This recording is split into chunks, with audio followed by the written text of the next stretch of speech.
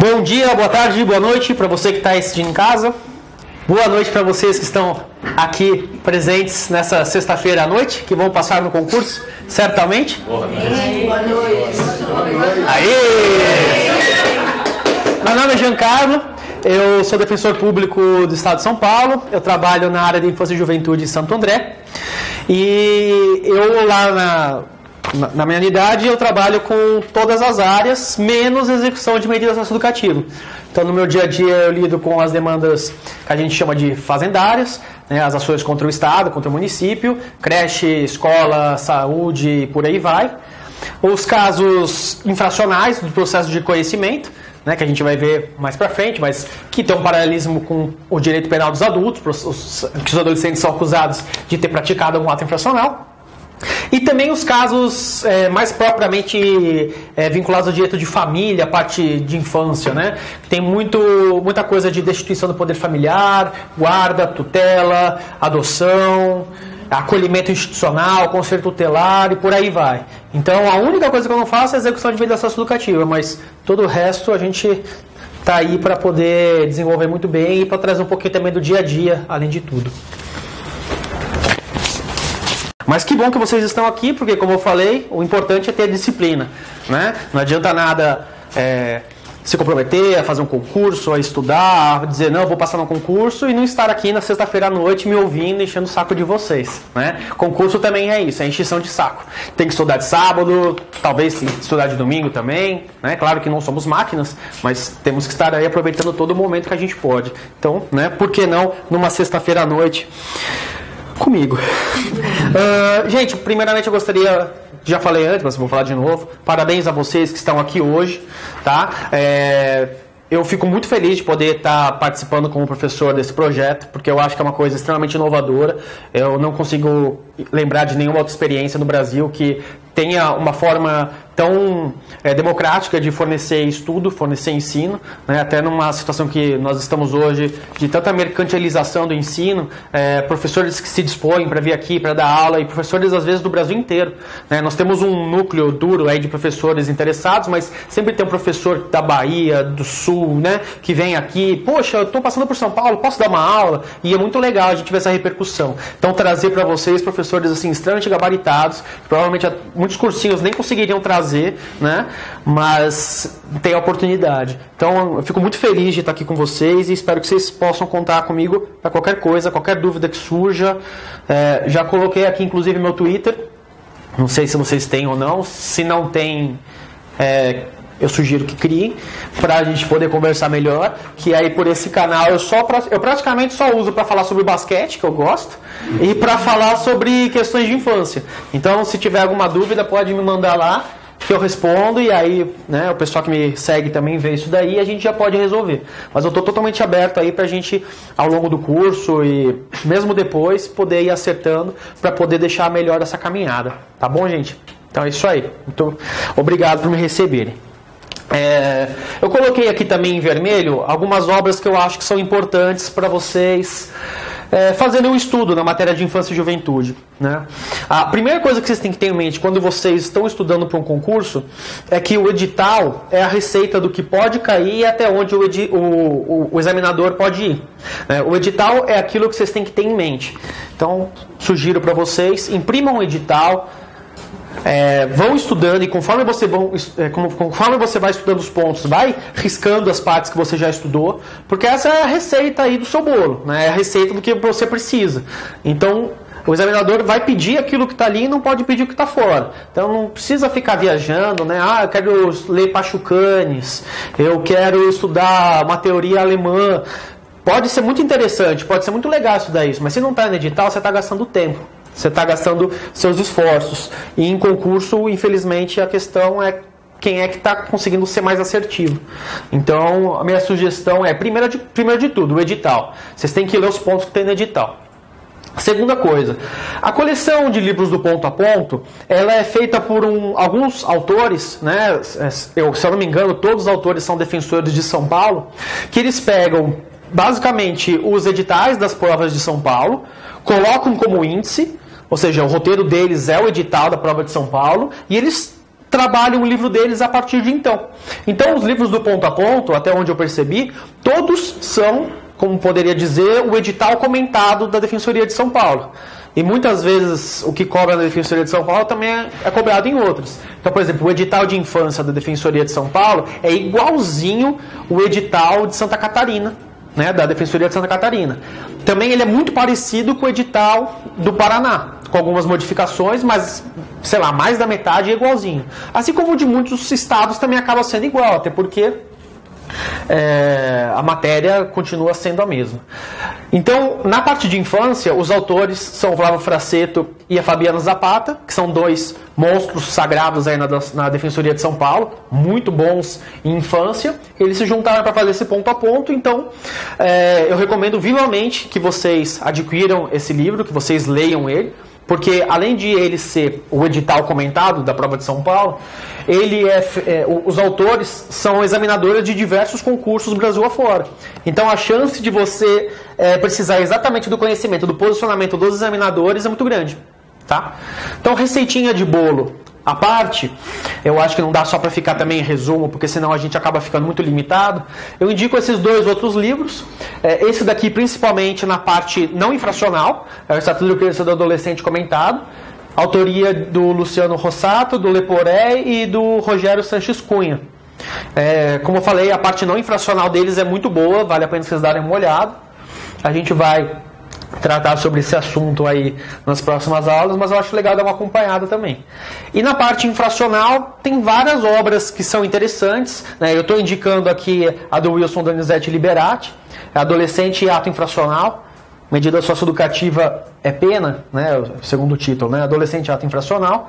Mas tem vários outros livros também interessantes. Você pode ver o livro do Checaira, que ele tem uma boa parte de introdução, de histórico do direito penal juvenil. Você tem a Karine Esposato, você tem o Alexandre Moraes da Rosa, você tem a Ana Paula Mota, você tem um monte de autores que são interessantes. Mas esses daqui eu acho que são autores que eu indico, e não adianta nada você comprar um monte de coisa, ficar indo atrás de um monte de coisa, senão vocês vão se perder. Tá? E o foco não é vocês se perderem. Muito bem, então, se nós estamos dando uma olhada nas provas de defensoria, se esse é o enfoque que eu vou trazer aqui é justamente o do edital, né? Eu vou trazer para vocês também a minha perspectiva ponto a ponto do que o edital traz pra gente. A gente vai dissecar tudo isso daí, e se a gente conseguir avançar mais em algumas outras coisas, melhor, né? Mas o edital de São Paulo ele já é bem extenso. Eu acredito que a Defensoria Pública ela tem um potencial transformador muito interessante, né? Eu acho que dentro do sistema de justiça ela é a carreira que mais dá possibilidades da gente furar esse hermético sistema que nós temos e dar a voz para aquelas pessoas que são mais desfavorecidas, né? Então, além de ser muito bacana eu estar aqui hoje, é muito legal também saber desse interesse grande que vocês têm na carreira de defensor público, né? Como diz o professor Hamilton Bueno de Carvalho, que inclusive ou já deu ou vai dar uma aula aqui, quarta-feira, que ele é fantástico, pai do Saulo de Carvalho, excelente criminólogo. Muitas vezes a tarefa do defensor é a tarefa do todos contra um, né? Em diversas áreas, o criminal, muitas vezes na área da infância, né? A sociedade inteira contra aquele indivíduo, e você é o único indivíduo que está do lado dele para fazer a defesa intransigente dos seus direitos. Então muitas vezes você vai estar ali com as suas prerrogativas desrespeitadas, você vai ter a mídia contra você, vai ter a sociedade, né, senso comum contra você, mas é a função de estar ali defendendo aqueles que são os mais vulneráveis. Então, parabéns pela escolha. Espero que sejamos colegas em breve. Muito bem. A primeira questão que eu quero trazer com vocês, que é o que eu vou debater hoje, são os paradigmas legislativos e o histórico da matéria de infância e juventude, tanto no Brasil quanto também em âmbito internacional. Esse é o primeiro ponto que vocês têm no edital de vocês, tanto de São Paulo quanto na maioria dos outros concursos, e muito longe de ser simplesmente algo de cunho acadêmico ou interessante, né, uma firula, eu chego a pensar que esse é o ponto mais importante do curso de vocês para que estão estudando para a Defensoria Pública. Porque a partir da compreensão de como se deu o movimento histórico até chegar aqui, tanto as relações de poder quanto as legislações, Só com esse entendimento você vai entender como que hoje a legislação se comporta, como que o juiz se comporta, o que a gente precisa fazer para ser mais efetivo e o que a gente precisa combater, que ainda pode ou retroceder ou ainda pode melhorar. Tá? Então, acho que é interessante a gente pontuar que o direito da infância e da juventude, né, que não se limita só ao ECA, né, muitas vezes a gente fala do ECA, mas o ECA é uma das leis que compõe o direito da infância e juventude, né, várias outras que a gente vai abordar aí ao longo do caminho. Mas o direito da infância e juventude, ele não surgiu do nada, né, não é uma geração espontânea, ele tem a sua historicidade, ele veio de uma determinada condição específica e ele só existe até hoje porque ele ainda continua sendo útil de alguma forma. Tá? Então, quando que o direito da infância e juventude surgiu? Né? Se você for ver, a maioria dos institutos que nós temos hoje em dia, tanto de direito civil quanto de direito penal, eles não têm um histórico muito grande. Apesar de você encontrar alguns resquícios em Roma, na Grécia, ou seja lá onde for, a maioria dos institutos, na forma como nós concebemos hoje e na forma em que eles são colocados em prática, eles são essencialmente iluministas. Eles são essencialmente próprios de uma passagem em que nós tínhamos um sistema social, um sistema econômico feudal, monárquico, e que passou depois para esse sistema que nós temos, um sistema capitalista, um sistema liberal, em que foi necessário realizar toda uma modificação de formas, tanto nos institutos jurídicos, quanto nas formas de socialização em geral. Né? Vamos voltar um pouquinho atrás. Quando nós estávamos ainda numa época mais feudal mesmo, como é que era o exercício da força? Como é que era o exercício do poder? Você tinha aquele exercício da força que era realizado imediatamente de uma pessoa sobre outra. Então você tinha o rei que por meio dos seus soldados exercia a força. Você tinha o senhor feudal que por meio da sua força exercia o controle sobre os seus vassalos. Você tinha o dono da fazenda que exercia por meio da força o poder sobre os seus escravos. Então você tinha a força física que acabava sempre sendo a determinante para o controle de um contra o outro, e era esse tipo de mecanismo que garantia a estabilidade econômica. Você tinha aquele emprego imediato da força. Quando as relações começaram a ser alteradas, as relações econômicas, e a gente começou a mudar a forma de conceber as relações de poder, né? Quando a gente começou a ter a mudança para o capitalismo, em que as trocas mercantis começaram a aumentar e com isso passou a ser necessário que tivesse um maior controle, né, uma maior dispersão do poder, a gente precisou que alguns institutos fossem criados para que esse mecanismo funcionasse. Então vamos imaginar que naquela época, quando você tinha determinada produção, você vendia para as pessoas, para as comunidades próximas às suas. Vamos imaginar uma situação de um artesão que criava sapatos, né? Ele criava lá seus sapatos, seus funcionários imediatos também criavam, e no máximo ele vendia para as pessoas que vinham em sua loja ou para aquelas pessoas próximas onde iriam dos mercados. Da mesma forma, alguém que tinha uma produção de leite ou de grãos, ou seja lá o que for, ele precisava colher aquilo, vendia dentro do seu próprio estabelecimento ou até onde ele conseguiria chegar, né, no mercado onde ele conseguiria chegar. Mas com a expansão dos mercados, né, conhecimento do Oriente, da expansão para a África, inclusive as Américas, começou a ficar difícil você ter esse poder imediato, né, do senhor feudal em relação ao escravo, ou seja lá como for. Você precisou ter uma forma diferente de controle dessa distribuição de mercadorias, que não simplesmente o exercício da força daquele que também era o detentor do poder econômico. Então eu vou dar um exemplo que é um pouco diferente do que eu estou falando agora, mas que eu vou depois puxar para vocês verem. Vamos supor, né, que o dono do Pão de Açúcar, né, que está o Abílio Diniz, tudo bem que o Pão de Açúcar já foi vendido para o Carrefour, mas não vamos entrar nessas meandros. O dono do Pão de Açúcar, o Abílio Diniz, ele criou sua primeira lojinha do Pão de Açúcar aqui em São Paulo, né? Vamos supor. E aí ele vende aqui seus produtos, ele consegue controlar quem estava entrando, quem está saindo, e ele sabe o que está sendo vendido em todos os ali em tudo no estabelecimento dele. Mas o negócio dele começa a crescer. E ele começa a abrir franquias em outros lugares. Então ele começa a abrir uma franquia em Santo André, uma em São Bernardo, uma em Franca, uma em Salvador, uma em Recife. Enfim, ele começa a abrir suas franquias em tudo quanto é lugar do Brasil. O que acontece se eventualmente às 2 horas da manhã de uma terça-feira alguém eventualmente entre numa dessas franquias do Pão de Açúcar lá em Recife e resolva furtar alguns bens? Mas vamos supor, mais ou menos naquela lógica antiga, que alguém vira e fale: olha, quem que é o dono desse estabelecimento aqui que está cheio de comida? Ah, é um homem chamado Abílio Diniz. Poxa, e esse Abílio Diniz, ele está aí, está acordado? Não, eu fiquei sabendo que ele mora em São Paulo. Ah, mas ele mora em São Paulo? Pô, então eu vou lá, né? Vou entrar nesse lugar, vou pegar as coisas porque eu tô com fome, né? E esse Abílio Diniz nem vai saber onde eu tô. Mas a questão não é bem assim. Como é que a gente tem hoje em dia? Hoje em dia, se a pessoa entra nessa agência e ela furta alguma coisa, imediatamente a polícia é acionada, vão pegar essa pessoa, o bem provavelmente vai ser restituído e o Abílio Diniz não vai nem ser acordado, nem tirar seu sono no meio da madrugada para saber que determinada loja tentou ser furtada. Ou seja, houve uma terceirização do poder de polícia, né? Uma terceirização do uso da força. Voltando isso, jogando lá para trás. Quando esses países tidos como centrais, né, na época das navegações, na época que a gente estava mudando o sistema econômico, perceberam que existiam mercados fora da Europa, América, África, Ásia, e você queria vender mais para esses lugares, você não conseguiria estar no Brasil, você não conseguia estar na China para poder vender seus produtos. Então você precisava que alguns elementos, algumas formas jurídicas começassem a ser criadas.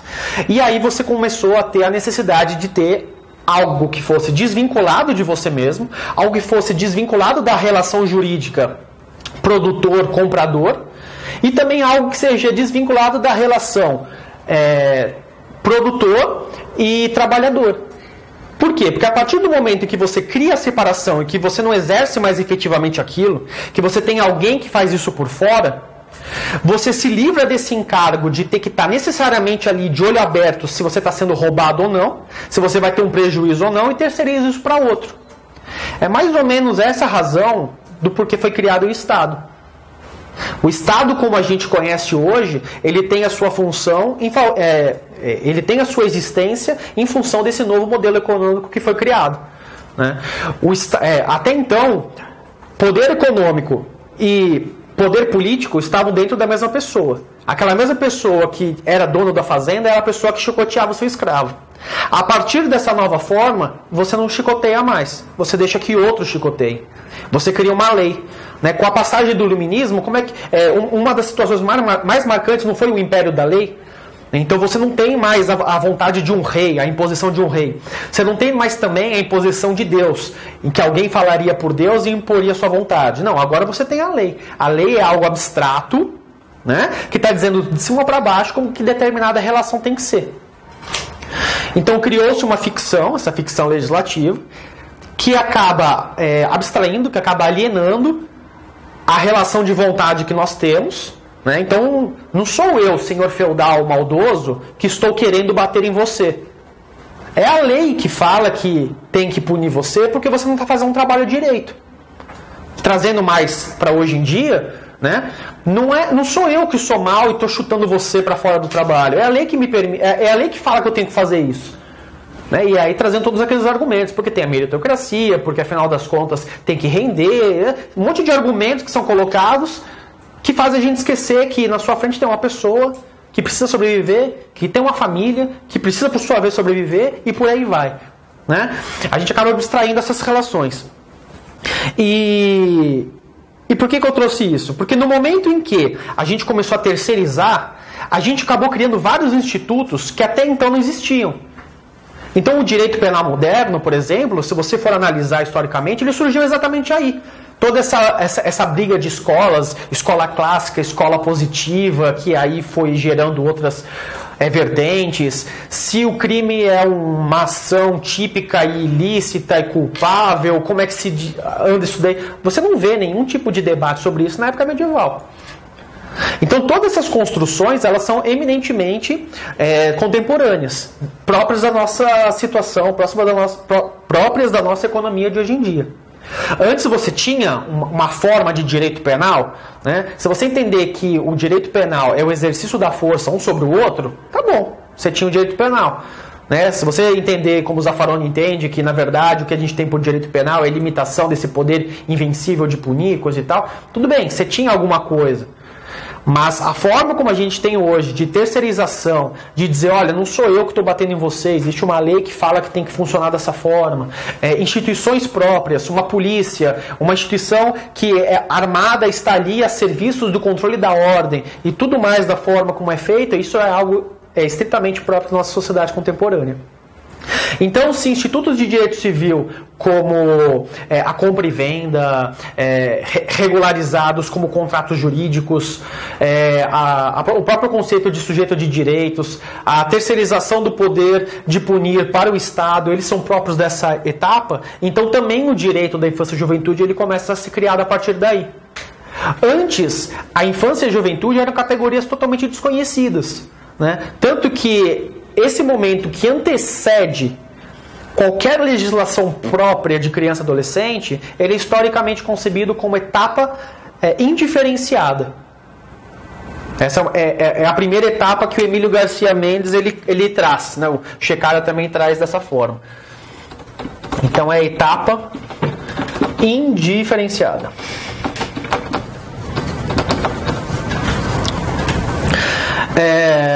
Eu falei que o Estado também ele tem seu surgimento e ele é importante porque ele é um terceiro dentro dessa relação de empregador e empregado, né? E isso também é interessante na medida em que sobre o manto de que todos somos iguais, né? E também é uma questão iluminista isso, o princípio da igualdade, né? Mas a igualdade sempre formal. Então, na medida em que todos nós somos iguais, todos nós temos liberdade de contratar da mesma forma. Não existe uma sobreposição, né? Então, nós não estamos mais falando da situação de um senhor de engenho e de um escravo, onde o escravo é um sujeito do senhor, né? Todos são senhores de direito. Então o direito é estabelecido, todos são iguais, todos têm liberdade de contratar. Então se todos têm liberdade de contratar, todo mundo tem a possibilidade de contratar, inclusive a sua força de trabalho com o outro. E aí a gente já começa a perceber que quem vende sua força de trabalho para o outro não está numa situação de igualdade real, porque senão provavelmente ele não precisaria se vender e o outro também não teria como comprar. Então, é uma forma de você terceirizar toda essa estrutura que antes era realizada para um ente diferente, um Estado. Inclusive, hoje se questiona muito, né? Quem quer que o Estado se infle muito, é comunista, é socialista. Na verdade, o Estado ele faz parte dessa sociedade capitalista que a gente vive. Uma sociedade, talvez, né, que fosse comunista, que fosse ideal, prescindiria do Estado. Porque numa sociedade em que você não precisa que terceiros estabeleçam que as pessoas cumpram as coisas, você não precisa da existência disso daí. Quando a gente fala de etapa indiferenciada, então, a gente tem uma situação em que crianças e adolescentes eram vistas simplesmente como mini-adultos. Ou, se não mini-adultos, como objetos. Não sei se vocês se recordam de alguma imagem, mas antigamente, quando se retratavam crianças e adolescentes em quadros, em esculturas, normalmente eram seres pequenos, mas com caras muito esquisitas, né? Com rostos muito parecidos com de adultos, uma coisa meio estranha. E as roupas mesmo das crianças não eram roupas próprias à categoria criança, era simplesmente uma roupa de adulto, só que numa versão menor, né? Então, aquele traje típico, né, do suspensório com a boina, igualzinho um trabalhador, né? Muitas vezes a gente via isso na criança. Então, a criança ela era vista simplesmente como um adulto pequeno, um adulto que um dia iria se transformar numa pessoa forte e aí ter maiores condições. Ou então como uma coisa, né? Então, quando a gente olha um pouco mais para trás, e nem precisei tanto assim para trás, né? A figura do pater família, né? O dono da família. Então, se a mulher era vista até pouco tempo atrás como incapaz, né? Até o advento do Estatuto da Mulher Divorciada. Ai, caramba! O Estatuto da Mulher Casada, né? Até o advento do Estatuto da Mulher Casada em 77, você tinha uma situação de relativa capacidade da mulher. Ela não poderia tomar decisões sem que seu marido concordasse e por aí vai, né? Então o pátria e família, ele era o dono desse núcleo familiar. Assim como ele se sentia o responsável pela sua mulher, com mais razão ainda ele se sentia o dono dos seus filhos, né? Existia inclusive uma questão natural. Esse menino aqui só vai passar a ter sua vontade respeitada na hora que ele sair de casa e constituir sua família. Mais ou menos aquela ideia de enquanto você estiver sob meu teto, quem manda em você sou eu. Ou enquanto você não fizer 18 anos, quem manda em você sou eu. Então, era ignorada qualquer tipo de manifestação de vontade de crianças e adolescentes. Porque o pai, sendo o dono da família, ele que iria dizer o que poderia e o que não poderia ser feito. Então essa aqui é a etapa que perdurou praticamente durante toda a existência até o final do século XIX e começo do século XX. Por quê? Porque começou a ser interessante você criar categorias específicas por conta do modelo econômico, por conta das condições sociais que estavam começando a se implementar de uma forma mais firme, né? Eu não contei essa história sobre a passagem da época medieval para capitalista só para fazer floreio, né? Ela tem uma finalidade aqui que vai ser interessante. Não sei se vocês já viram isso na parte de criminologia, direito penal, e também na parte de filosofia, né? O Foucault fala bastante sobre isso. Quando a gente teve a mudança do sistema de punições de suplício para o que a gente tem hoje, né? Restrição de liberdade, restrição de direitos, um processo penal que não tenha tortura e tudo mais, tudo isso se deu por conta da mudança econômica que nós tivemos. E por que a pena de prisão começou a ser interessante nesse modelo novo que nós tivemos? Porque as pessoas começaram a ser importantes para o sistema econômico. Antes as pessoas eram desprezíveis. Na verdade, as pessoas, né, se proliferando, acabavam até atrapalhando. Acabavam roubando, acabavam trazendo... Né, pessoas eram seres desprezíveis. Você podia matar, você podia cortar braço, né, a pessoa roubou alguma coisa, você corta o braço dela, a pessoa falou alguma coisa que não gostou, você corta a língua dela e por aí vai. A partir desse modelo que vai se instaurando, a prisão ela passa a ter uma função importante, que é a função de docilização dos corpos. Então, quando alguém comete algum ato considerado criminoso, e nesse momento há uma reestruturação do que é criminoso, né, as lesões ao patrimônio começam a ser muito mais significativas do que outros tipos de lesões. Então, o ato de roubar, de furtar, passa a ser muito mais repreendido do que uma lesão corporal, um crime contra a vida, uma evasão de divisas e coisas do tipo. Se a gente pegar hoje, por exemplo, um crime tranquilo, né, de certa forma, contra o patrimônio, vamos imaginar o furto. Agora vamos imaginar que a gente está falando de um furto de uma empregada doméstica furtou R$50 da carteira do dono da casa, lá do seu patrão. Segundo o nosso direito penal, essa pessoa cometeu um furto qualificado e a pena dela é de 2 a 8 anos, porque ela cometeu por abuso de confiança. Agora, se alguém submete alguém à condição análoga de escravo, que, convenhamos, é muito mais grave, o nosso Código Penal diz que a pena é de 2 a 8 anos. Se alguém pega uma barra de ferro e dá nas costas de alguém, deixando ela assim, incapacitada, né, paraplégica, e isso se trata de uma lesão corporal gravíssima, a pena é de 2 a 8 anos. A mesma pena por causa de tortura. Ou seja, a gente tem crimes muito graves, socialmente falando, com pena de 2 a 8 anos, e o furto de R$50 da carteira do patrão.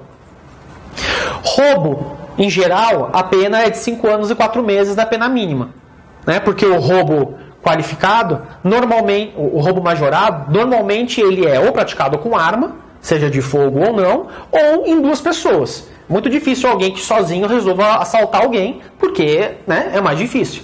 Então a gente está falando de uma pena de 5 anos e 4 meses.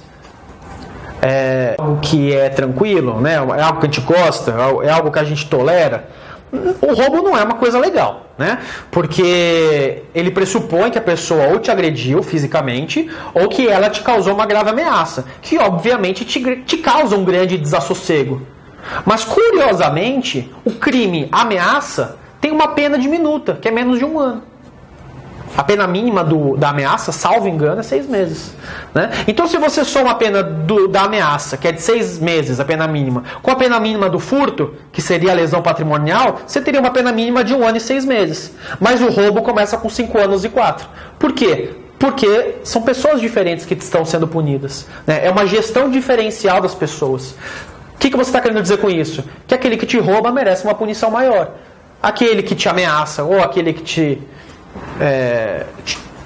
subtrai numa situação mais pacífica merece uma pena bem menor. Só que quem te rouba? Quem te rouba normalmente é aquela população que está numa situação, está numa posição mais vulnerável na sociedade. A gente vê nas nossas cadeias e elas estão cheias de pessoas que roubam, traficam, furtam e praticam receptação. Esses são os 4 crimes que mais tem lá dentro. E a imensa maioria das pessoas são pessoas pobres. E o que isso significa? Que ricos não praticam crimes? Claro que ricos praticam crimes. Só que a ação do controle social formal está muito mais presente para esse tipo de repressão e para determinado tipo da sociedade que vai pegar sempre essas pessoas. Vocês querem um crime mais democrático do que o tráfico? O tráfico, né, o uso de drogas, toda a sociedade faz. Do mais pobre ao mais rico. E, obviamente, para chegar lá, alguém precisa vender para ele. Só que por que sempre os mesmos são pegos? Porque há uma seletividade também na hora de você punir a pessoa. Isso depois vocês vão ver melhor com o Thiago. Ele vai falar sobre essa parte de criminologia. Mas eu achei importante dar uma pincelada para vocês, para mostrar que hoje nós temos uma responsabilização muito maior em crimes patrimoniais, em crimes que causam desassossego a essa ordem econômica, do que crimes que parece realmente pra gente, por um senso de justiça talvez inato, de que seriam muito mais violentos para as pessoas. Só para pegar alguns outros exemplos, se um patrão eventualmente deixa de pagar o salário de toda a fábrica durante 2 meses, e isso consequentemente vai gerar problemas para essa pessoa, para sua família, não vai conseguir pagar o aluguel e por aí vai, isso não se trata nem de crime. Isso é meramente um ilícito trabalhista. Agora vai roubar não, né? Porque não é a palavra correta. Agora vai subtrair alguma coisa que não seja insignificante, mas vai subtrair alguma coisa de dentro da fábrica. Sua pena vai ser de 2 a 8 anos por abuso de confiança.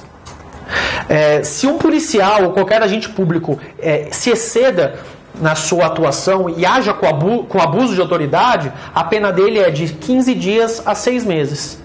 Mas se você, numa reação ao policial, manda ele tomar naquele lugar, a tua pena é de 2 anos. Então também é uma questão, né? Por que seria a pena do desacato? Então por que alguém que faz parte do poder constituído, alguém que faz parte do Estado, que em tese pode fazer um uso muito mais rigoroso da força, até porque ele está investido nessa força, ele tem uma proteção penal tão mais alta em relação a alguém que já está desvalido, já está numa situação prejudicial e está ali sendo achincalhado, sendo colocado numa situação de vergonha e por aí vai. Porque o direito penal ele não surgiu simplesmente do nada, ele não surgiu simplesmente para tutelar bens jurídicos, como normalmente se fala. O direito penal surgiu para manter a ordem, e a ordem é a ordem que interessa aquelas pessoas que estão hoje na posição de elite, que é os grandes capitalistas que a gente tem hoje. E não é porque o capitalismo é super mal. Se fosse o feudalismo seria a mesma coisa, né? A questão é que o direito, na forma como ele é compreendido, ele sempre vai servir para manter as estruturas de poder na forma como elas existem. E relacionado às pessoas presas, começou a ser interessante você colocar lá dentro, principalmente pessoas que estavam em desacordo com essa rotina de exploração do capital, ou seja, pessoas que não trabalhavam, pessoas que mendigavam, pessoas que não trabalhavam, pessoas que se dedicavam à vadiagem, né? Todas essas questões começaram a ser levantadas a partir de então. Pessoas que atentavam contra o patrimônio das pessoas que estavam ali, dentro da empresa. Todas essas pessoas elas passaram a ser vistas como prejudiciais ao próprio sistema que se implementava. E, curiosamente, muitos crimes patrimoniais, muitas lesões patrimoniais, no momento anteriormente, eram acabadas tidas como meros ilegalismos, tolerados. Né? Então, Marx traz, por exemplo, num dos primeiros livros dele, uma história sobre o furto de madeira, furto de lenha. Né? Então, Marx morava lá na Alemanha, né, lá no norte da Alemanha, e fazia muito frio. Então, era muito comum que as pessoas, para se aquecer, elas tinham que fazer fogueiras. E como, né, pessoas muito pobres, né, vamos imaginar pessoas que viviam num estado quase de servidão, não tinham as suas florestas, não tinham as suas árvores, nem tinham como comprar isso, era muito comum você furtar madeira daquelas pessoas que tinham esse material. Isso era visto como uma coisa muito comum, quase uma questão de dignidade. Então não existia uma coibição desse tipo, né, uma criminalização desse tipo de conduta. Mas com a mudança de sistema, em que esse tipo de mercadoria, a madeira, começou a ser interessante, qualquer violação a essa lógica de distribuição de mercadorias passaria a ser um próprio atentado à forma de distribuição. Então o próprio furto de madeira passou a ser visto como crime. E a partir de então as pessoas começaram a morrer de fome ou passaram a ser colocadas na prisão. E dentro da prisão, essas pessoas que não se adequavam à nova rotina de exploração dentro das empresas, elas começaram a ser moldadas. Foucault fala que desde que a prisão foi implementada, a prisão como pena, porque a prisão ela existia antes como mero local para as pessoas aguardarem até serem julgadas. Mas desde o começo, quando a prisão surgiu como pena, já foi declarada sua falência, tendo em vista que ela não servia para nada, além de causar sofrimento nas pessoas. Né? Muito se tem o discurso de que mas a pena serve para ressocializar as pessoas. Como que você vai ressocializar? Como que você vai ensinar alguém a viver em sociedade apartando essa pessoa da sociedade? Como que você vai ensinar essa pessoa a conviver com as outras se você tira a convivência dessa pessoa com as outras? E se no lugar disso você coloca várias questões de violação de direitos, como violências físicas, negligências à saúde e por aí vai. Então, desde o começo, a pena de prisão já foi vista como falida. Então, por que a gente tem isso até hoje? Se a gente vive numa lógica de eficiência, onde, né, não deu certo uma coisa, parte para a próxima, porque a gente só está gastando dinheiro, se esse negócio existe até hoje é porque ele serve para alguma coisa. E para que isso serviu durante essa transição de tempo do final... na verdade, bastante aí do século XIX e começo do século XX, para moldar as pessoas. Então você pegava esse bando de desvalidos, de vagabundos, né, mendigos e por aí vai, colocava dentro desses estabelecimentos e você começava a trazer para eles uma rotina rígida de alteração de comportamento. Então... você tem hora para acordar, você tem hora para dormir, tem hora para tomar banho, tem que dizer sim senhor, não senhor. A partir de agora você vai fazer um curso de profissionalização, agora você vai aprender a fazer isso, você vai aprender a fazer aquilo, não pode conversar. Você começou a implementar dentro das prisões, para educar essas pessoas, a mesma lógica que os patrões esperavam que você tivesse dentro da lógica fabril. É por isso que nesse momento você começa a dizer que há um paralelismo muito grande entre prisão, fábrica, hospital e escola. Todas essas instituições começaram a ser produzidas e moldadas na lógica de formar pessoas que cumprissem ordens, que não questionassem, que fossem extremamente docilizadas e docilizáveis, para poder um maior controle funcionar. O Exército também. O Exército é um excelente exemplo, né, de disciplina. Né, e você pode pensar em qualquer uma dessas instituições, é o que eu vou falar agora. O esquadrinhamento, você ser classificado por fileiras, colunas. Muitas vezes você não tem um nome, você tem um número, porque assim você se sente desqualificado, você se sente despersonalizado, você começa a ser visto só como mais um dentro dessa lógica. Corte de cabelo, uniforme, tudo igual. As próprias escolas, elas não funcionavam da forma como vocês estão aqui, né? Um professor na frente, vocês aí olhando para mim, sentados enfileirados e anotando o que eu falo. Muitas vezes, inclusive, com um tablado, né? Para mostrar que o professor é superior a vocês. Antes o ensino era algo mais comunitário, onde o mais velho passava para o mais novo e o mais novo ensinava, era aluno e professor ao mesmo tempo, um ensinava para o outro e era algo mais comunitário. Então, todas as instituições que começaram a ser moldadas com esse intuito. Você tem alguém de cima para baixo que passa as ordens, essas ordens são ouvidas por todos, não há um questionamento, tanto que eu estou falando desde o começo, ninguém levantou a mão, ninguém perguntou, ninguém fez nada. Talvez, se eu for bonzinho no final, eu vou abrir para perguntas, e aí olha que professor legal que eu sou. Né? E que todos continuem assim, porque senão eu boto pra fora. Não é isso? É isso em todas as situações. Se for na sala de aula é assim, se for na fábrica eu te mando embora, se for no presídio eu te boto na solitária, e por aí vai. Essa lógica de conformismo começou a perpassar em todas as instituições que existiram. E eles começaram a perceber que se isso funcionava com os adultos, iria funcionar de uma forma mais significativa ainda com as crianças.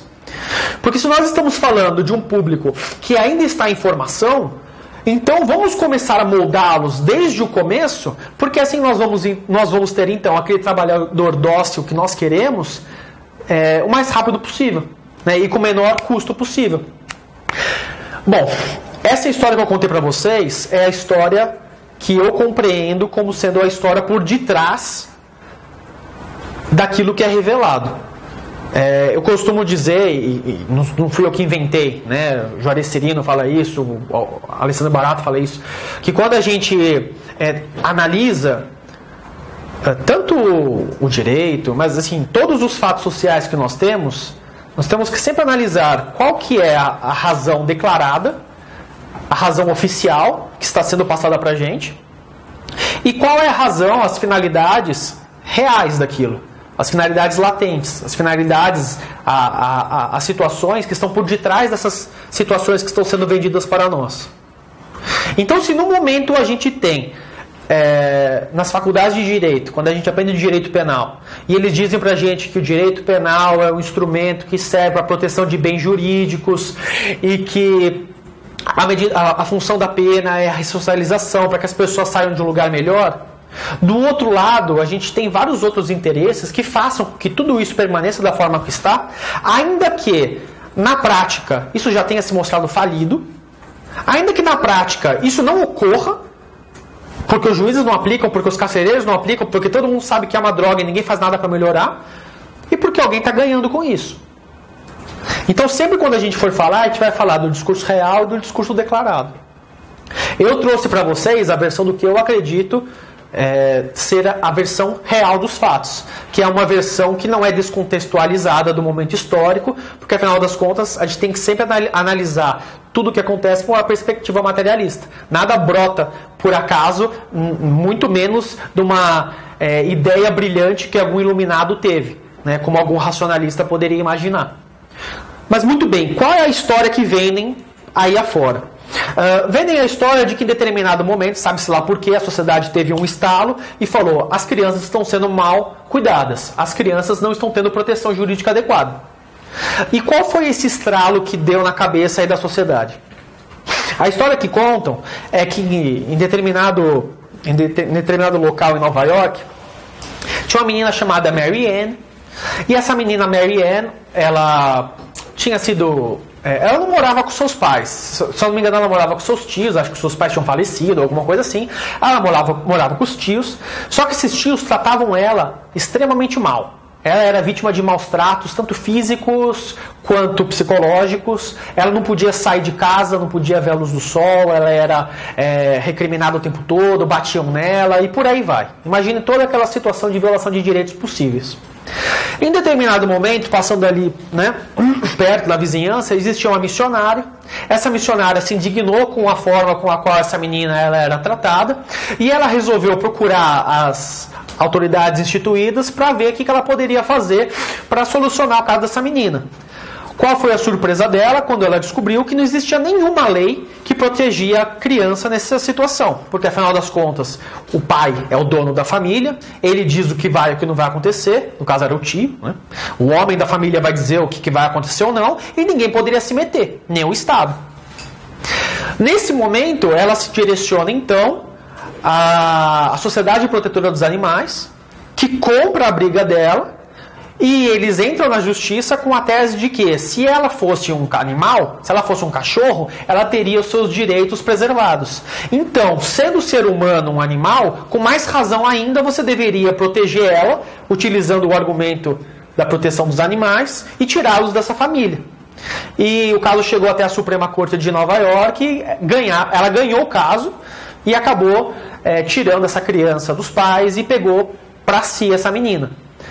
Salvo engano, esse caso data de 1899 e foi a partir dessa comoção, dessa situação, que a partir de então começaram a ser criados os tribunais de menores, né, os juizados de menores, e inclusive ficou muito famoso nessa época o primeiro Congresso Internacional de Menores, que foi realizado em Paris. Então, o primeiro Congresso Internacional de Menores, realizado em Paris em 1911. E segundo esse evento, ficou consolidado os princípios que regeriam a partir de então as formas como os juizados de menores deveriam tratar e como que deveria então ser a normativa para essas crianças, né? Para esses menores. O termo empregado, e a gente vai ver por que eu bato bastante nessa tecla, é menores. Que horas que é o intervalo? Só para... Às 9. Então tem bastante tempo ainda. Ótimo. Muito bem. Essa versão, para mim, ela é muito fantasiosa. Porque, apesar de você, sim, né, poder ter um fato que aconteceu e que gerou um estrago, porque a sociedade, na verdade, ela se movimenta, as revoluções acontecem por conta de um substrato, né? E basta alguma coisinha para fazer aquilo estourar. Então, na Primeira Guerra foi o fato de terem matado o arquiduque. Enfim, pode ser que, né, de fato, esse caso tenha sido o estopim para que começasse a mudar essa situação. Ou, pelo contrário, pode ter sido a oportunidade para que pessoas com outros interesses passassem determinadas questões, implementassem determinados comportamentos que pareceram interessantes naquele momento. Seja lá como for, isso foi altamente interessante para você começar a docilizar e trazer uma hierarquia e moldar esses corpos de crianças e adolescentes conforme os interesses dos estados. Então, se a partir de 1911 esses princípios começaram a ser debatidos, os juizados de menores começaram a surgir e por aí vai, nós podemos dizer que se inaugurou uma nova etapa. Nós podemos dizer que é a etapa menorista ou da situação irregular.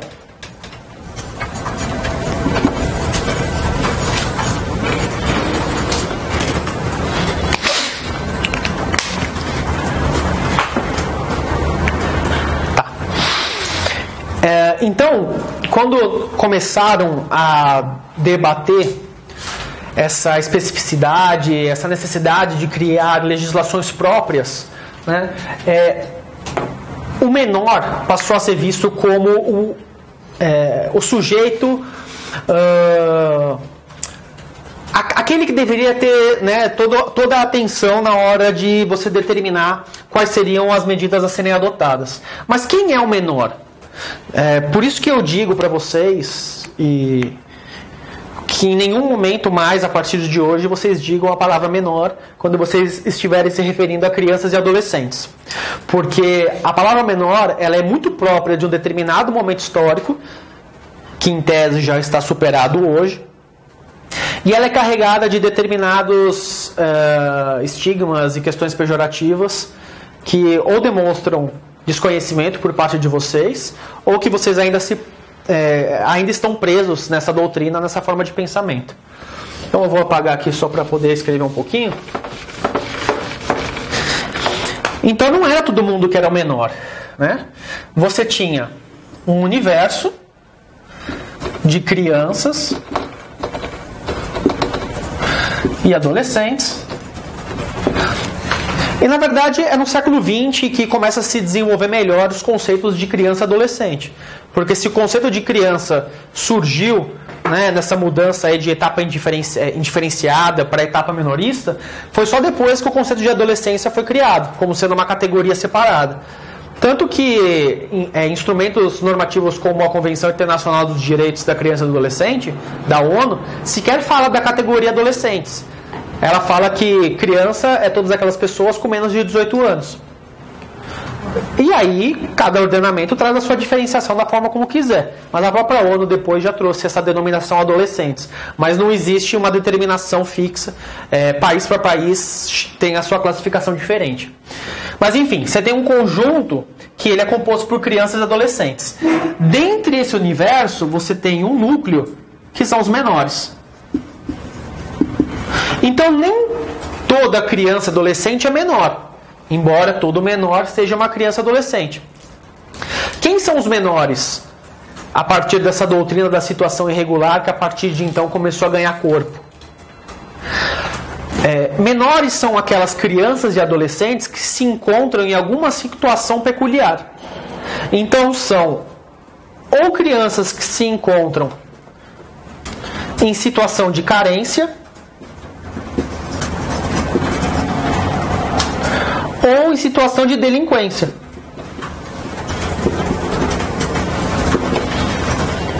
Esse é o binômio que se formou. A doutrina da situação irregular, ela se pauta no binômio carência-delinquência. E dá para colocar ainda no final aqui, assistencialismo.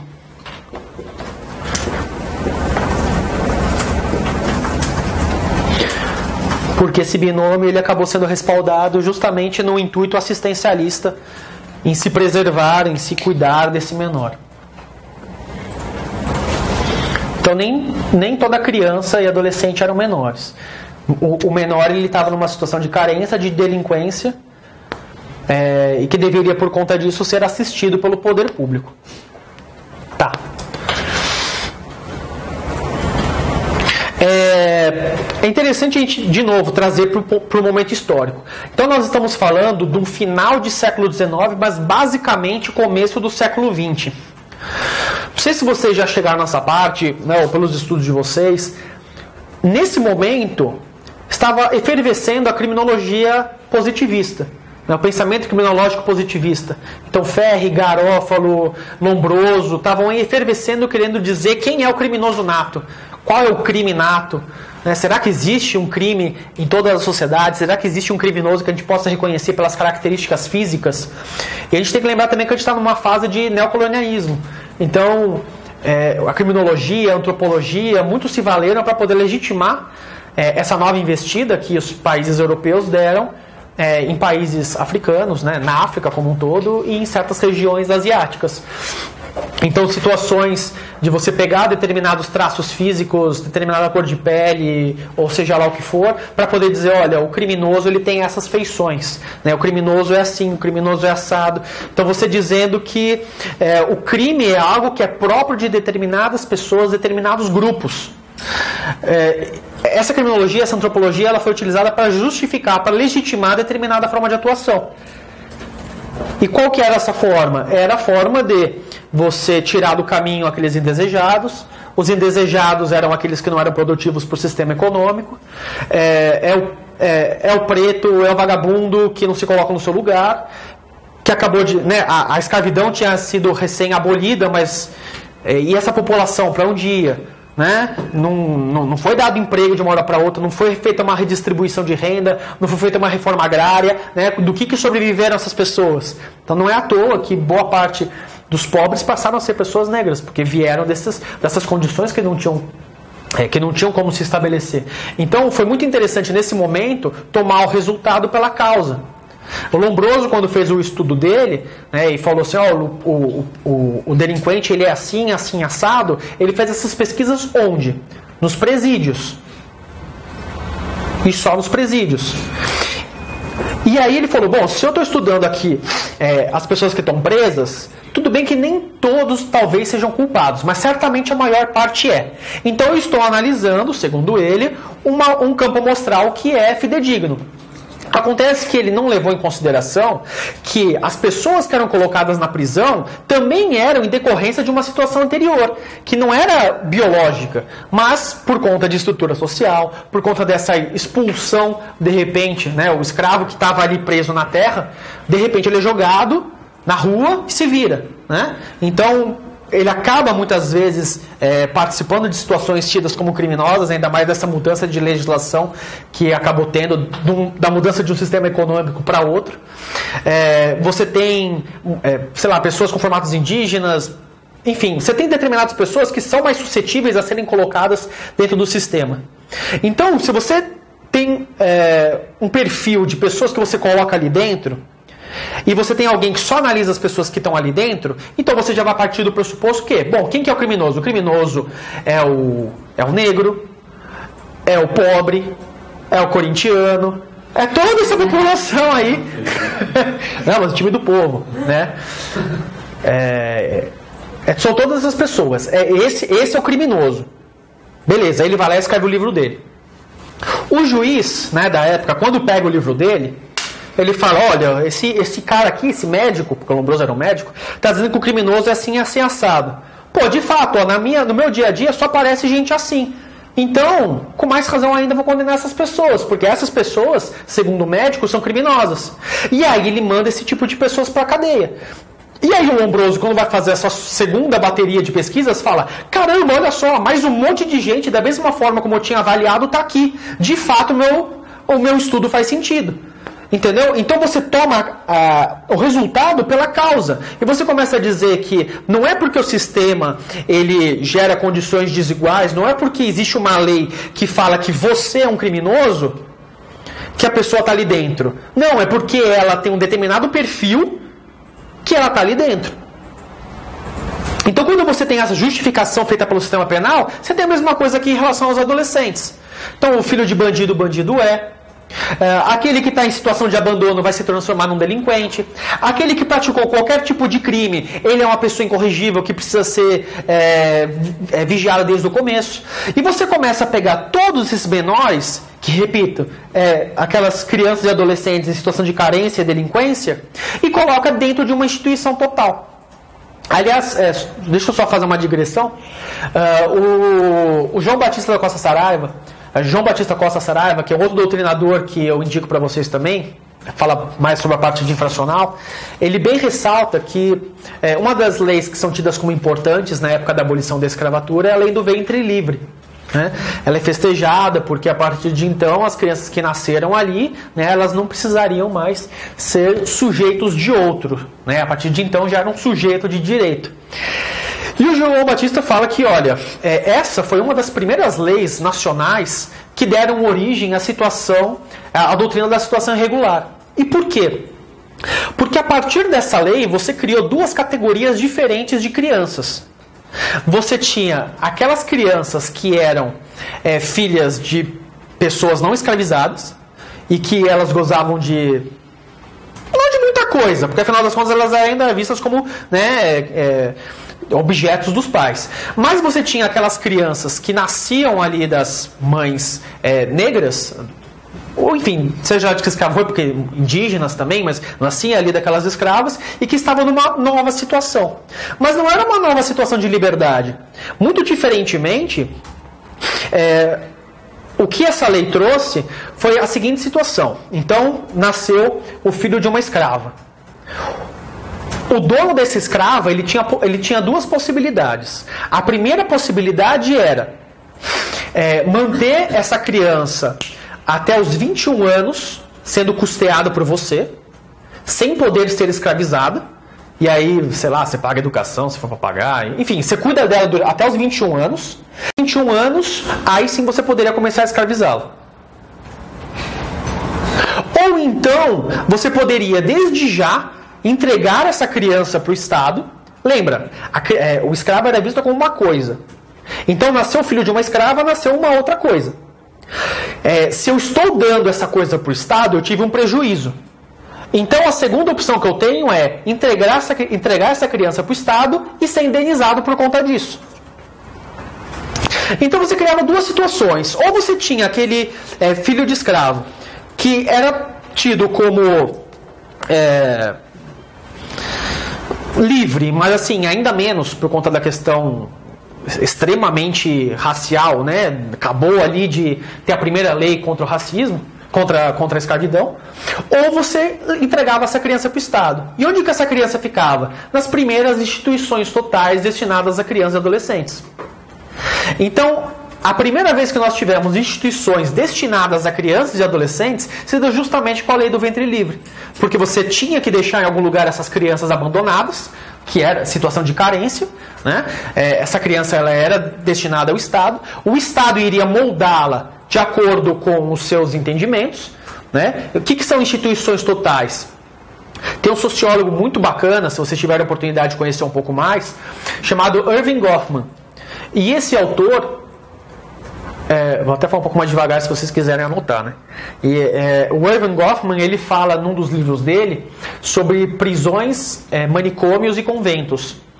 E nessa obra dele ele fala exatamente sobre instituições totais, que seriam aqueles lugares onde a pessoa faz tudo na vida dela.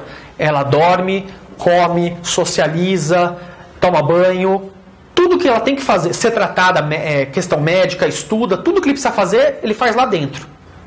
E exemplos de instituições totais, né, exatamente como lidar, prisões, manicômios e conventos. Você não tem contato com o mundo exterior, ou quando tem é muito pouco.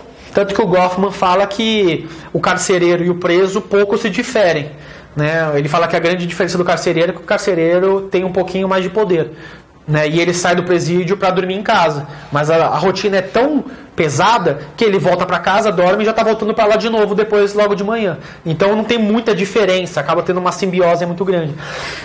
Mas é o primeiro surgimento de instituições totais, onde você tem crianças que ficam ali o dia inteiro, comem, dormem, bebem, estudam e por aí vai. E a partir de então você começa a ter então uma política pública em relação a essas crianças, porque uma vez que elas estão com o Estado, e é o Estado que gerencia essas crianças, como que o Estado então vai começar a cuidar da formação delas? Bom, pensando dessa forma utilitária que eu trouxe para vocês no começo, essas crianças vão ser moldadas para serem bons trabalhadores. Mas bons trabalhadores para fazer o quê? Vamos fazer um paralelismo com o que a gente tem hoje nas nossas unidades de internação de medida socioeducativa, né? Que também tem o curso profissionalizante. O que esses adolescentes hoje em dia, nas unidades de internação, eles aprendem nos cursos profissionalizantes? Eles aprendem a ser médico? Eles aprendem a ser advogado? Engenheiro? Professor? Eles aprendem a ser o quê? Padeiro, confeccionar bijuteria, costura. E por que isso? É porque uma profissão é menos digna que a outra? Não, nenhuma profissão é mais digna que a outra. Mas o dinheiro diz que uma profissão vale mais do que a outra. E se o nosso sistema econômico ele é pautado no valor, é o valor que vai dizer o que é melhor e o que é pior. Né? Muito se fala que se os lixeiros parassem, a gente morria todo mundo por conta de falta de higiene. Pois é, então por que o lixeiro ganha tão pouco? Se o lixeiro é tão importante assim. Né? Por que mas porque eu estudei mais. Tudo bem, mas o estudo não deveria ser algo a mais? Enfim, não vou devagar tanto assim. Mas a questão é a seguinte: tanto o que acontece hoje nas nossas unidades de internação, quanto o que acontecia antes, com o começo dos surgimentos dessas casas aí que recebiam as crianças, elas começaram a moldar essas crianças e adolescentes com a finalidade de torná-las bons trabalhadores. Mas bons trabalhadores ainda dentro da lógica de uma situação de pobreza. Né? Você precisava então formar mão de obra qualificada. Você quer gerar então uma pessoa que ela vai ser obediente, que vai dizer sim senhor, não senhor, que vai no mais das vezes olhar para baixo, se comportar de acordo com fileiras, com colunas, que vai realizar o trabalho sem questionar muito, e no final do dia, quando estiver exausto, vai dormir, acabou e vai voltar no dia seguinte. Então, quando você começa a inserir essas pessoas nessa lógica de produção de novas pessoas que vão ser boas mãos de obras aí para suas fábricas, você não vai colocar todo mundo. Você não vai colocar o filho do empresário ou o filho do fazendeiro. Você vai colocar aquelas pessoas que são as mais vulneráveis, que são aquelas que precisam entrar nos trilhos e que precisam fazer o trabalho que ninguém quer fazer. Porque o dinheiro fala que não vale muito. Então, se precisamos de lixeiros, nós não podemos fazer com que todos estudem medicina. Nós precisamos que algumas pessoas sejam lixeiros. Mas se todo mundo recebesse igual, ainda assim eu não iria querer ser lixeiro, porque eu prefiro trabalhar salvando vidas do que colhendo lixo. Então como é que eu faço pessoas virarem lixeiras? Eu faço as pessoas dependerem disso, sob pena de morrerem de fome. Então hoje em dia, não sou mais eu que bato em você para você fazer o trabalho. Não, é a lei que fala que se você não trabalhar, você não vai ter condições de subsistência mínimas. você terceiriza a forma de matar, inclusive você, caso você não cumpra direito do seu trabalho. Então, quem começou a ser tido como menores? Em primeiro lugar, carência. O que é carência? Carência é qualquer tipo de coisa. A lei não fazia distinção. Aliás, já trazendo também para a nossa legislação, a primeira lei que a gente teve que pode ser classificada como dentro da lógica do sistema minorista, da doutrina, da situação irregular, é o Código de Melo Matos,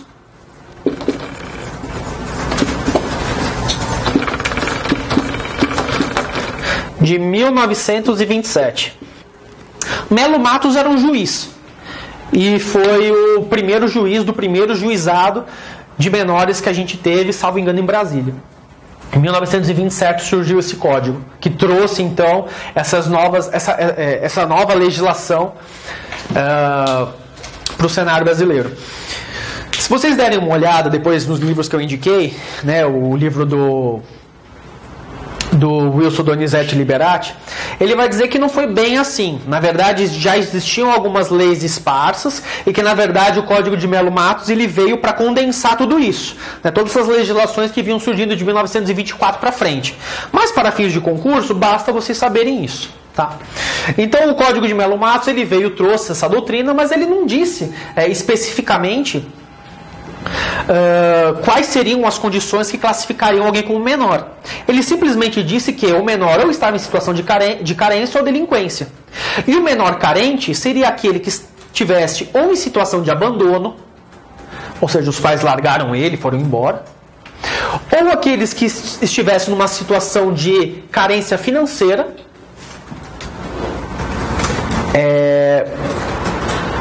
intencional ou não de seus pais. Ou seja, se os pais não tivessem condições financeiras suficientes para dar o mínimo que essa criança precisasse, ela era considerada uma menor carente. Menores em situação de vadiagem, de frequência de locais não tidos como de boa índole.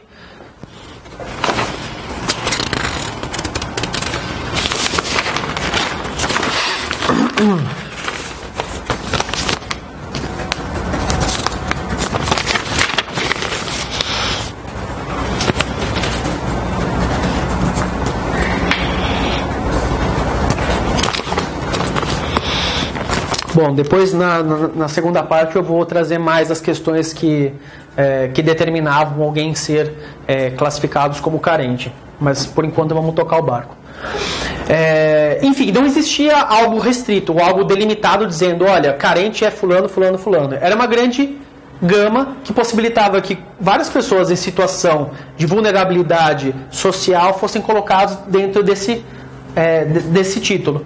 E delinquência, efetivamente, era alguém que tivesse praticado conduta definida por crime ou que meramente tivesse sido acusado da prática de uma conduta definida como um crime. Você não ia verificar como um menor delinquente só aquele que de fato praticou.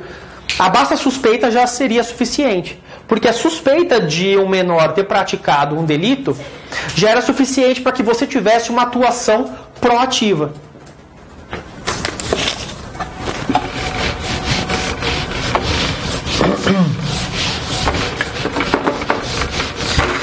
Então, a doutrina da situação irregular, ela se pautou num trinômio. O primeiro eixo aqui, a gente pode dizer que é o menor.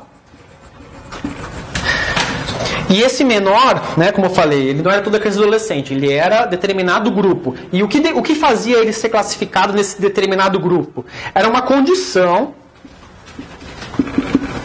pessoal que se assemelhava como se ele tivesse uma doença social.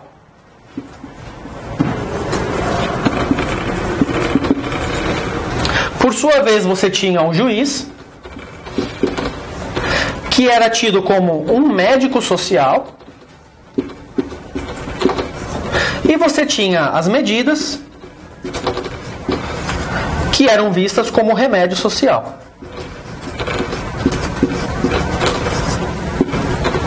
E a sociedade é esse grande corpo que está sendo adoecido com as condições aí que os menores são acometidos. Então você imagina que a sociedade é um todo orgânico e que se o menor ele tem alguma coisa que faz ele estar numa situação irregular, né, numa situação de abandono, de carência ou numa situação de delinquência, é porque ele tem alguma coisa que precisa ser sanada. Então o médico vai ser essa pessoa bondosa que, tal como o médico social, vai aplicar a medida mais adequada para que esse menor deixe de ser um menor e seja visto de novo como uma criança. Nesse momento o juiz, e isso é muito marcante na passagem de uma etapa para outra, ele começa a ser visto como um substituto paterno. Então, se até então o pátrio poder ele era visto como ilimitado, o pai poderia fazer o que quisesse com a criança, o juiz nesse momento ele tinha a autoridade de tirar essa criança do poder do pátrio poder e fazer o que ele quisesse com ela, colocar numa outra instituição, numa instituição total, que a gente vai ver depois quais são. Então o juiz ele acaba entrando numa figura de bondoso pai, né? Um substituto paterno, um médico social. A ideia dele não seria uma ideia, tanto naqueles carentes quanto nos delinquentes, de punir. A ideia dele seria de visualizar essa condição pessoal que esse menor tem e que precisa ser sanada, aplicar aquela medida que seria a mais adequada, aquele remédio social, para que ele deixasse de ter essa condição e voltasse a ser tido só como uma criança. Então, nessa circunstância que a gente está tratando, o juiz ele não poderia ficar restrito a questões burocráticas, a questões legais, a questões vinculadas a devido processo, garantias, advogados e qualquer coisa do tipo. Porque tudo que você fosse alegar que colocasse empecilhos à atuação imediata do juiz, seria visto como um empecilho para que pudesse ser feito o melhor pelo menor. É a partir daí que surge o princípio do melhor interesse do menor. E é por isso também que eu peço para vocês terem bastante cuidado com esse princípio, porque ele foi traduzido para a nossa etapa atual da proteção integral como o melhor interesse da criança e do adolescente. Só que vocês vão ver como, na verdade, esse princípio ele acaba sendo um cavalo de Troia da doutrina menorista. Muito bem, depois a gente entra nesse assunto. Por que a gente começa a falar então sobre o melhor interesse do menor? Porque o juiz não vai analisar quais são as manifestações de vontade do pai ou da mãe. O juiz, como substituto paterno, ele vai dizer, ele mesmo, de cima para baixo, o que é o melhor para aquele menor. Assim como o pai fazia. Então, se o pai dava uma chinelada, ele vai dizer agora que o melhor para essa criança é ser colocada numa colônia agrícola. Se o pai ele gritava, se o pai deixava de castigo, ele vai dizer que o melhor vai ser colocar no reformatório. E por aí vai. Mesmo que ele não tivesse cometido nenhum crime. Porque o simples fato dele estar numa situação que, tudo bem, não comprovamos que foi ele, mas ele estava envolvido com gente errada, já é o suficiente para você demonstrar que ele estava numa situação de vulnerabilidade. E essa situação de vulnerabilidade, que traduz num risco para a criança, já era suficiente para o juiz, a partir de então, aplicar qualquer uma das medidas. Porque ainda que ele não tivesse de fato praticado o crime, vamos supor, um caso típico aí de uma vara de infância e juventude. Adolescente foi pego num carro que era roubado, só que ele estava lá de caronista. E a vítima também não reconheceu ele como roubador, né? Normalmente nesses casos o adolescente é absolvido, porque ele não roubou, mas ele também não é condenado por receptação, porque não era ele que estava dirigindo. Aí ele trouxe uma versão plausível de que ele pegou só uma carona, ninguém reconheceu ele e acabou. Mas para o juiz dessa época, ele provavelmente diria, mas você estava andando com gente errada. E se você estava andando com gente errada, você está denotando que você tem uma condição pessoal desfavorável, que você é menor. E aí que muitos dizem que dizer menor também é menor em relação ao quê? É um menor, hoje a gente fala, menor de 18, mas esse termo menor faz você ter uma compreensão de que você tem um menor e você tem um maior. Quem que é o maior? O maior é o adulto, que já está formado, que já tem todas as condições possíveis. Quem é o menor? O menor é aquele que um dia vai vir a ser. É o futuro, né? Nesse momento, muitas ideias bem de boa intenção foram vendidas aí afora. Então dizem que essa situação da menina Mary Ann acabou encontrando eco em muitas doutrinas que você tinha na Europa, né, chamado correcionalismo, que era algo que estava ali muito em voga na Espanha, muitos autores trabalhando com isso. que acabava sendo uma doutrina relacionada ao direito penal muito ligada à piedade, a questões religiosas, a correção para que a pessoa seja uma pessoa melhor e por aí vai, né? E que isso teria transformado nas legislações de hoje em dia. Então, muito desses pensamentos altruístas começaram a ser difundidos nesse momento. E aí você para pensar, né? Se de fato existiam pessoas que se deixaram levar por esse pensamento altruístico, ou algumas que se valeram desse pensamento para poder fazer passar o que eles gostariam que passasse.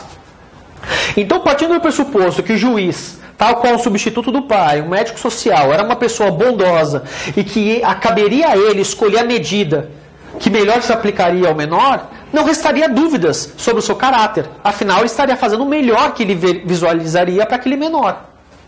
As medidas, por sua vez, elas não poderiam ter restrição. É por isso que até hoje, quando a gente fala de medida socioeducativa, você não sabe qual que é a pena para o roubo. Você não sabe qual que é a pena para um estupro.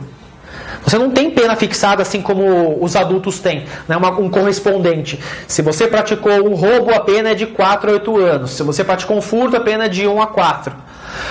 Na infância, ainda hoje, você tem penas indeterminadas. Você não sabe quanto tempo vai durar. Você não tem certinho qual medida que você vai aplicar. O juiz pode escolher a medida que ele entender que é melhor, de acordo com o seu prudente arbítrio. Só que depois a gente vai ver como é hoje, é um pouco melhor. Mas antes era ilimitado. O juiz poderia aplicar qualquer medida que ele entendesse que fosse cabível. O poder dele era quase, né, absoluto. Ninguém poderia se colocar contra. Então, qualquer medida que o juiz entendesse que poderia ser adequada naquele caso, ele poderia aplicar. Um adolescente foi visto num bar. Vamos colocá-lo então numa unidade, numa casa correcional. O adolescente foi visto puxando o cabelo da menina na escola. Vamos colocá-lo numa unidade correcional por X tempo para ele aprender como é que é. Então, nesse momento, foi um momento que se usou muito das instituições totais para poder dar respostas para a sociedade. E aí muito acabou vendendo aquele discurso de que o juiz é bondoso, o juiz é amoroso, ele pode fazer o que quiser. E tem uma frase muito célebre do doutrinador a gente chamado Emílio Garcia Mendes, que é mais ou menos o seguinte: nada contra o amor quando ele vem em complemento à justiça, mas tudo contra o amor quando ele vem como um substitutivo cínico da justiça. Porque contra o amor não tem limites, mas contra a intervenção do direito, sim. Então, Hitler, ele imaginava que o que ele estava fazendo era bom. Talvez não para aquela pessoa que ele matou, mas para a sociedade como um todo, ele pensava que o que ele estava fazendo iria trazer um bem maior. Então, agradeço muito pelos seus desejos do que seria o melhor para mim, mas eu gostaria de um limite legal, né? Porque para um pai, a intervenção adequada para o seu filho é bater nele, com cabo de vassoura, com cabide, seja lá o que for. Com o outro, é só conversar. Com o outro, é nem vê-lo, só está trabalhando o dia inteiro. Então eu não quero saber a forma como você enxerga o que é melhor para mim. Eu quero limites estabelecidos, para poder inclusive saber como me comportar. Mas essa fase ainda era assim. O juiz era visto como o substitutivo do pai. Se o pai podia fazer tudo, o juiz também pode fazer tudo, e ele pode agir da melhor forma possível. E a melhor forma possível nesse caso é o que ele entende que é a melhor possível. Bom, vamos fazer um intervalo agora? Depois a gente continua?